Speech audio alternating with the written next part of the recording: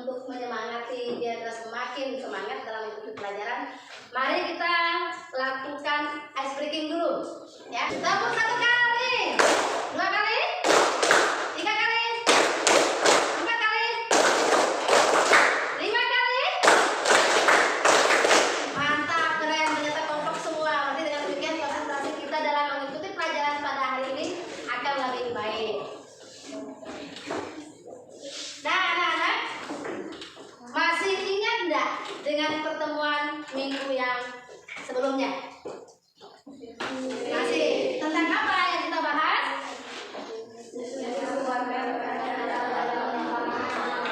Iya, mantap. Yesus mewartakan kerajaan Allah melalui perumpamaan. Ada yang ingat mengapa Yesus mewartakan kerajaan Allah melalui perumpamaan? Ayo, silakan Nalis.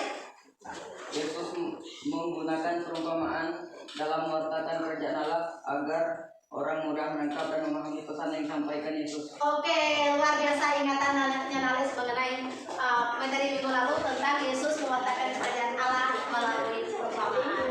Baik anak-anak, berikutnya kita akan melihat sebelum kita masuk ke materi, maka ada pertanyaan perangsangan dulu. Sejauh yang kalian tahu, mengapa Yesus mau sengsara dan mau menderita? Ini kita renungkan. Sama halnya, direnungkan, dicatat tugas ini. Lalu yang kedua, yang berhubungan dengan sengsara dan wafat Yesus. Ya, apa peristiwa penting yang berhubungan dengan sengsara dan wafat Yesus? Ya, ada peristiwa penting. Kemudian, bagaimana sikap kita meneladani sikap Yesus dalam menghadapi penderitaan? Dan yang kita renungkan yang keempat, pertanyaan yang boleh kita renungkan adalah bagaimana cara kalian mewujudkan keteladanan Yesus dalam kehidupan nyata kita sehari-hari? Silahkan nanti berproses dan renungkan selama proses pelajaran, bahkan setelah proses pelajaran. Baik anak-anak, kalau minggu lalu kita telah membahas mengenai Yesus mewartakan kerajaan Allah melalui perumpamaan, maka pada hari ini kita akan membahas sengsara dan wafat Yesus. Adapun tujuan daripada pembelajaran kita mengenai sengsara dan wafat Yesus adalah yang pertama, mengidentifikasi penyebab sengsara dan wafat Yesus. Tujuan pembelajaran yang kedua, peserta didik mampu menyebutkan 2 peristiwa penting sengsara dan wafat Yesus secara benar.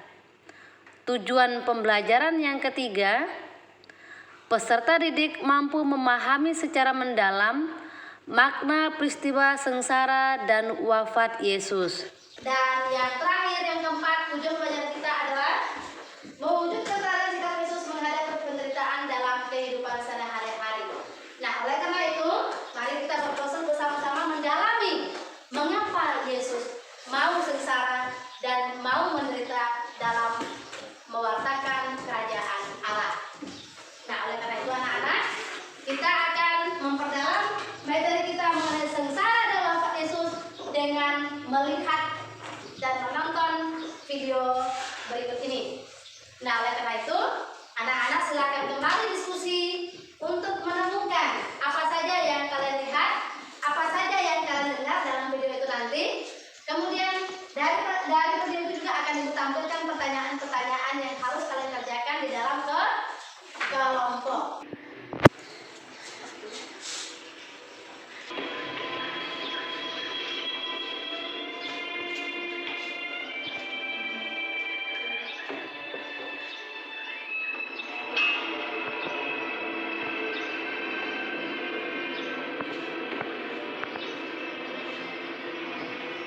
Bahasa Ibrani, Yunani, dan Latin artinya Yesus dari Nazaret, Raja orang Yahudi.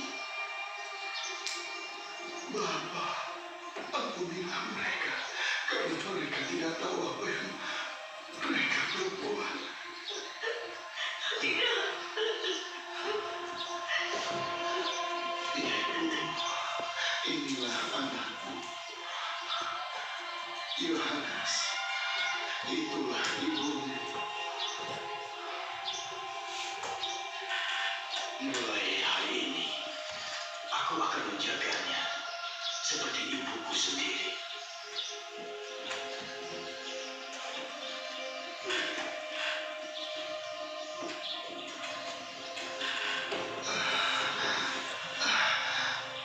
Aku haus. Beri dia air. Aku punya rasa.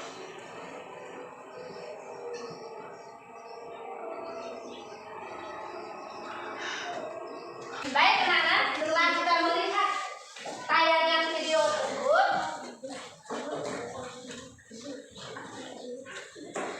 nah silakan diskusikan pertanyaan tersebut dalam kelompok. Sudah ada ibu tampilkan di depan.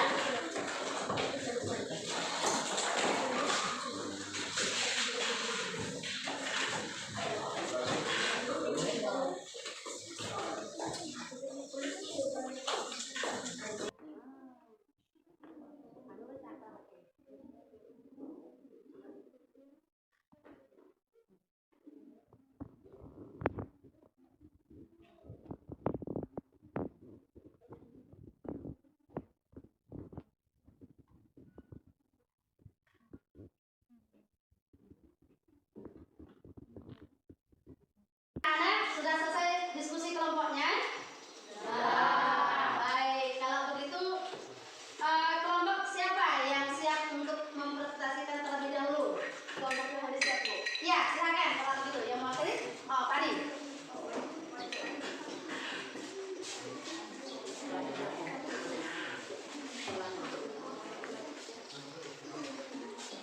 Halo teman-teman. Kami akan mempresentasikan hasil dari kerja kelompok Yohanes. Jawaban nomor 1, Yesus mengalami sengsara memikul salib, disiksa, dicambuk, memakai mahkota berduri, diolok, dihina, dan dihukum mati, dan disalib hingga Yesus wafat. Yang kedua, makna sengsara dan wafat Yesus, yaitu kita belajar tentang arti sebuah pengorbanan yang dilakukan oleh Yesus terhadap kita, belajar tentang keteladanan yang ditunjukkannya, dan arti dari sebuah persahabatan kita terhadap Allah dan manusia. Demikian presentasi dari kelompok Yohanes. Oke, kita berikan tepuk tangan untuk kelompok Yohanes. Oke, kelompok Yohanes sudah mempresentasikan hasil kerja kelompoknya. Sekarang kelompok mana lagi yang siap nih? Oke, kelompok Lukas. Siapa yang mau kalian silakan, kelompok Lukas. Selamat pagi kawan-kawan. Kami dari kelompok Lukas ingin menampilkan hasil tugas kami. Baik. Jawaban nomor 5. Sikap positif menerima permintaan sebagai sebuah pendewasaan hidup, sabar, tegar, dan mendekati diri pada Tuhan.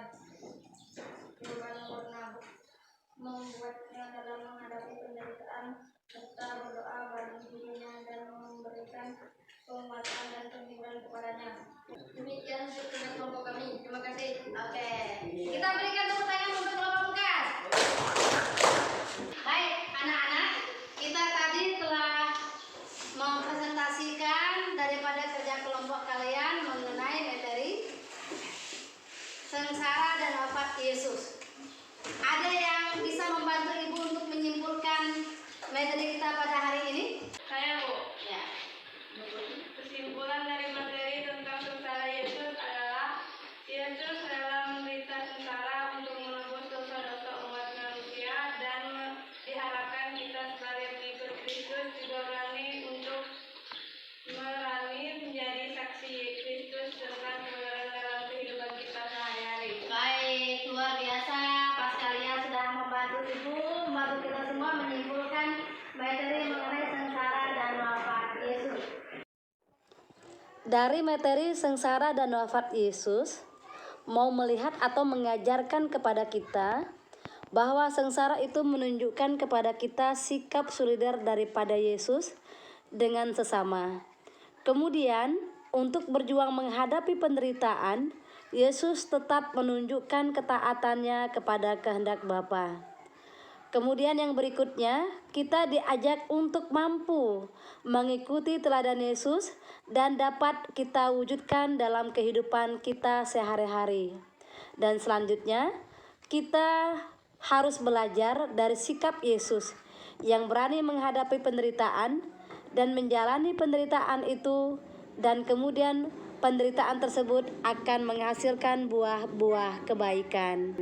Dari makna tentang sengsara dan wafat Yesus yang begitu luar biasa telah memberikan penebusan kepada kita untuk umat manusia.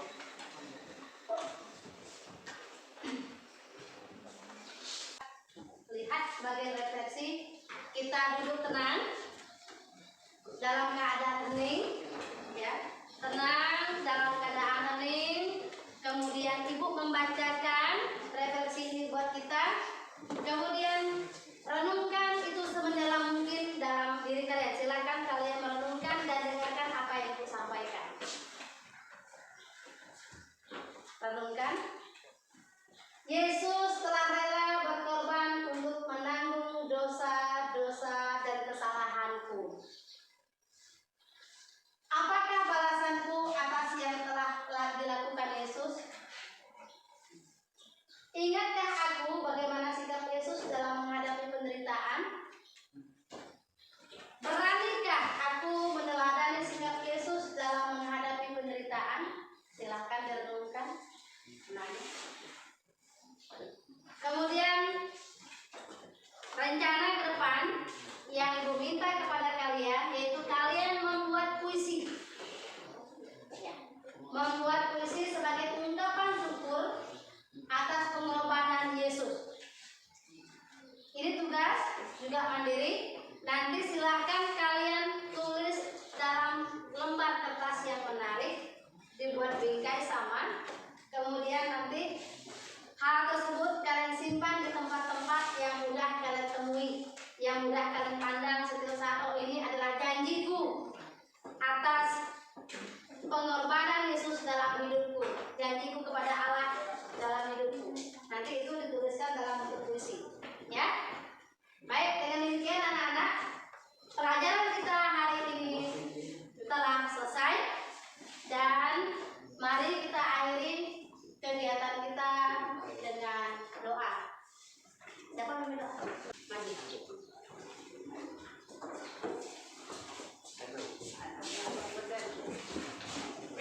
Marilah teman-teman kita berdoa mulai. Bapak, terima kasih karena Engkau telah melindungi kami dari pagi tadi sampai siang ini. Sekarang kami ingin pulang, lindungilah kami dengan selamat. Amin. Ya, baik. Terima kasih Eka telah membawa kita dalam doa. Dengan demikian, anak-anak, pelajaran kita pada hari ini mengenai materi sengsara dan wafat Yesus telah selesai. Maka kita akan lanjutkan pertemuan kita selanjutnya pada minggu yang akan datang. Dan ibu berpesan berharap tugas-tugas yang telah diberikan oleh guru, termasuk dari ibu, jangan sampai tidak dikerjakan. Dan harus rajin mengulangi pelajaran pada kegiatan belajar di rumah. Harus rajin mengulangi pelajaran kita di rumah.